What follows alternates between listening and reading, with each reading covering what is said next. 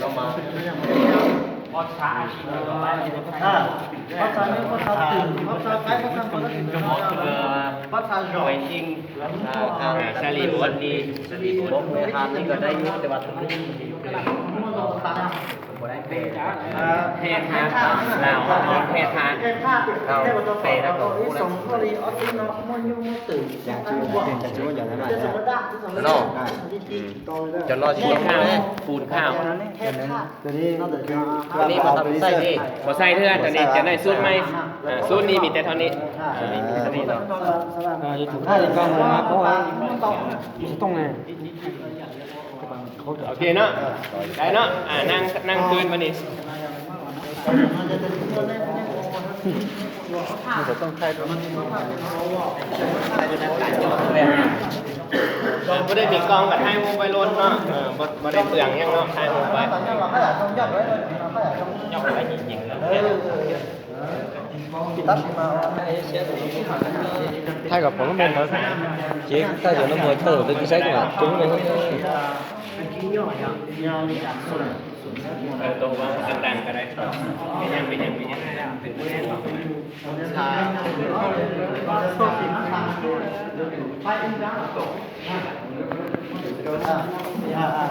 เชิญนั่งกันมาเนี่ย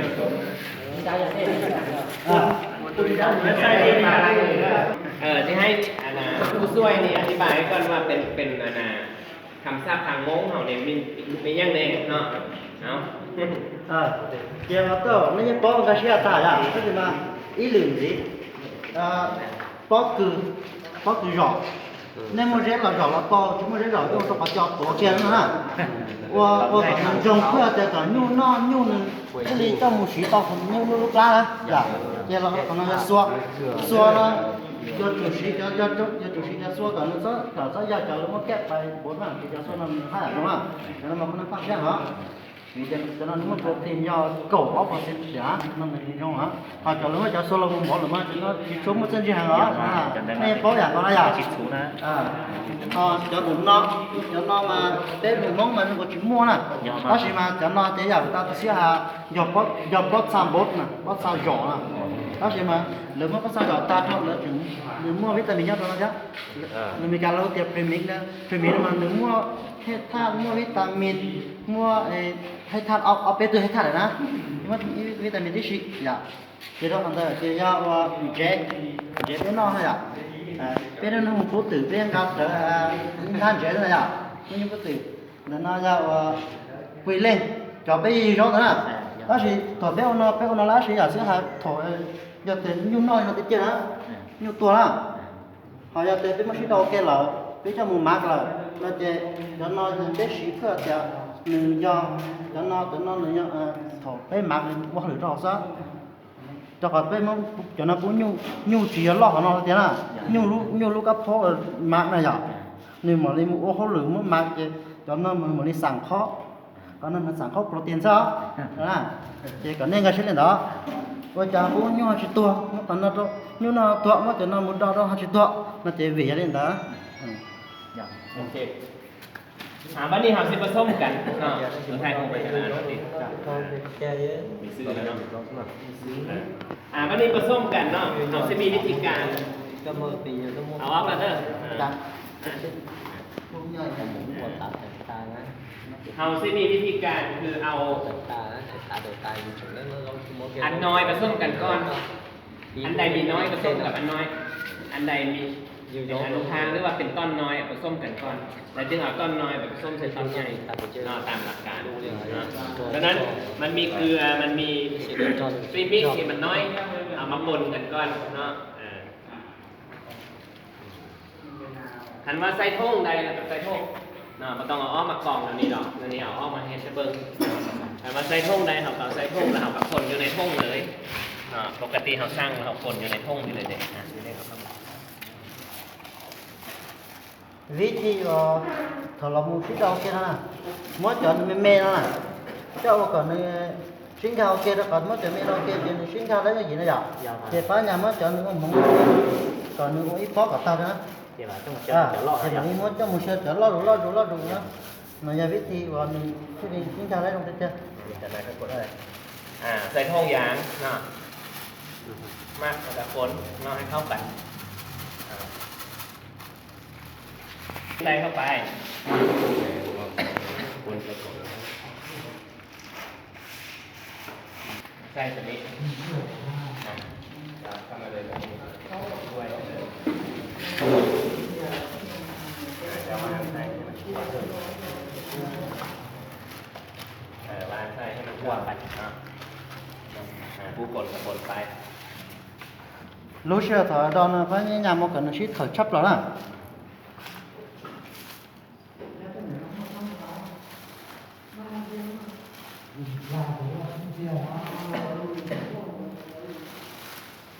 คันเฮาผสมไล่เฮาใส่ส่วนก็ได้เนาะก้างน้ำตาลมันเหนียวไล่เนาะอันถ้าว่าซื้อมาเขามี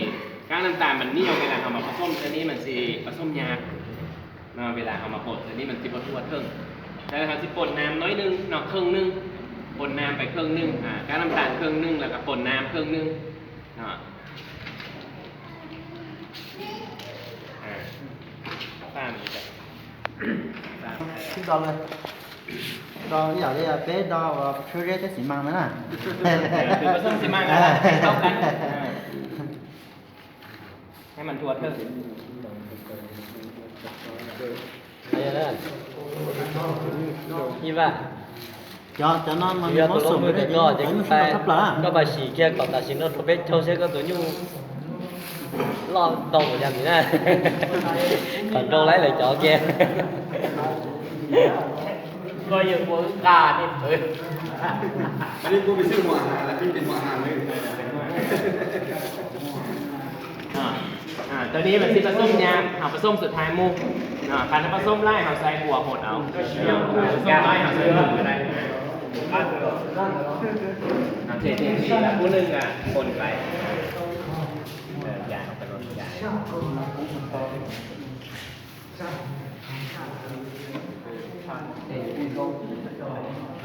มันจะเป็นเม็ดได้ป่ะนี่น้ำเวลาเราผสมไอ้มาพี่ไอ้มาเบิ้งนี่ให้พวกกลุ่มนั้นเลยเวลาเราน้ำใส่เข้าไปมันจะเป็นเม็ดแบบนี้เนาะเป็นต้อน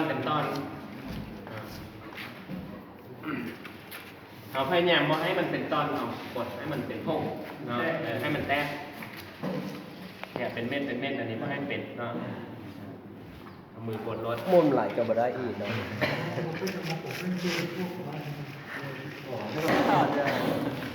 nghe đây chị nghe đây chị có จับดมเด้อบอซิมก็ได้ nghe mà ít dùng củ ấy nói chứ đó bị cha rồi bé có tao mà chú phèo mất tay giả nè đó chứ tôi cho nắp trà này khả năng dù tới dù nó nào ya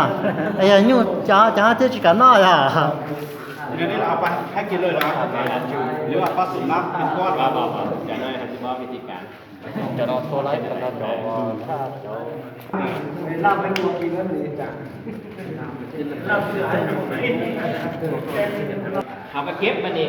แต่ว่าซูตรดีเป็นซูตรเขาผสมแล้วให้กินได้เลย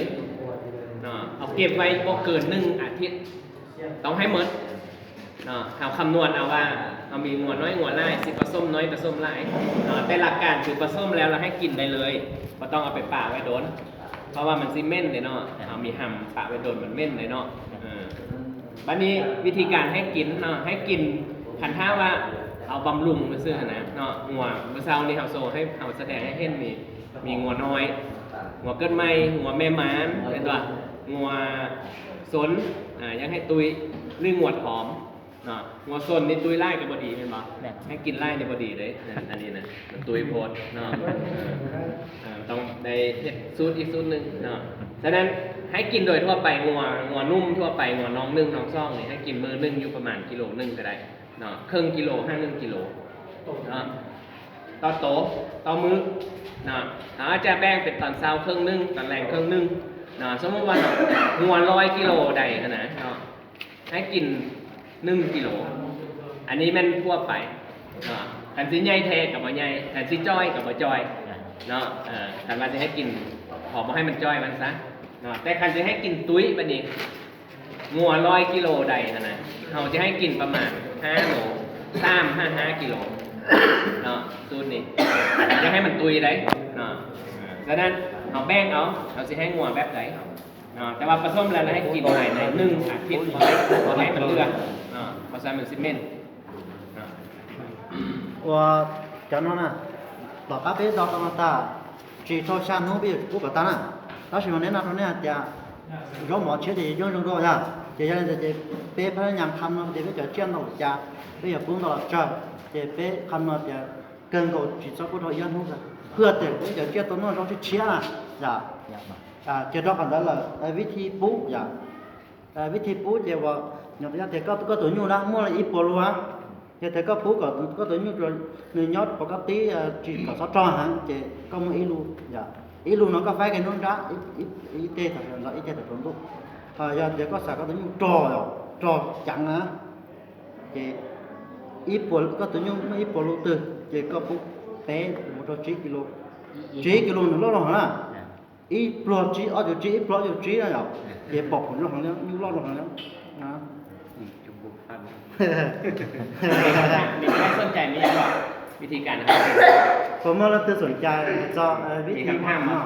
สนุกนะที่ สูตรนี้ซัพพอร์ตของเราเรียกว่า gió cái nhà lên nó gì các bài buôn nó gió chỉ phú lên cái này nữa เขาเราถามว่าเขาไอ้เรื่องนี้แล้วมีไปเกลือนำอาหารย่างไปเลยแบบไหน คือต้องทำท่ามดีเลยเนาะ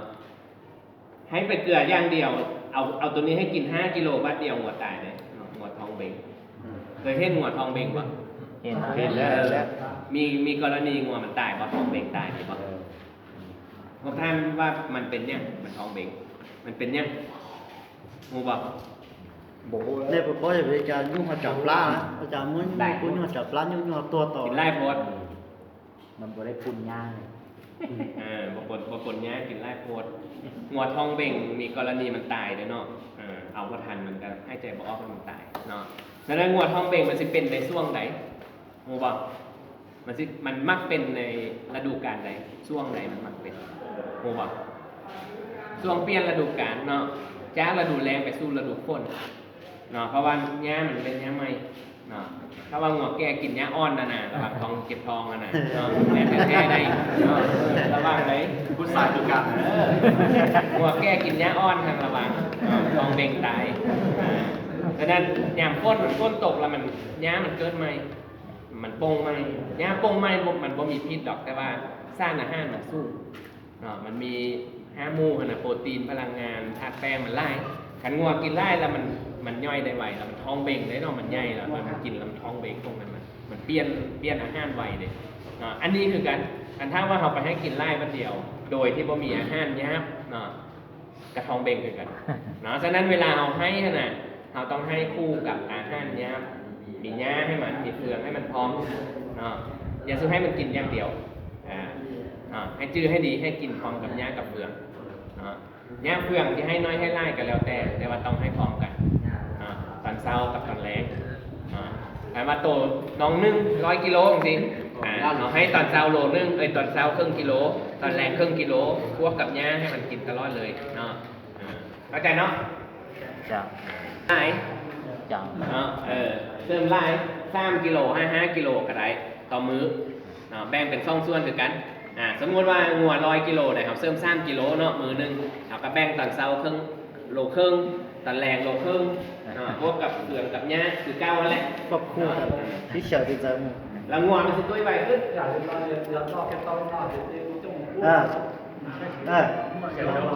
trong sổ này họ phải hayกินเลย ตัวนี้มาได้เลยมันเป็นย่างชิมได้เลย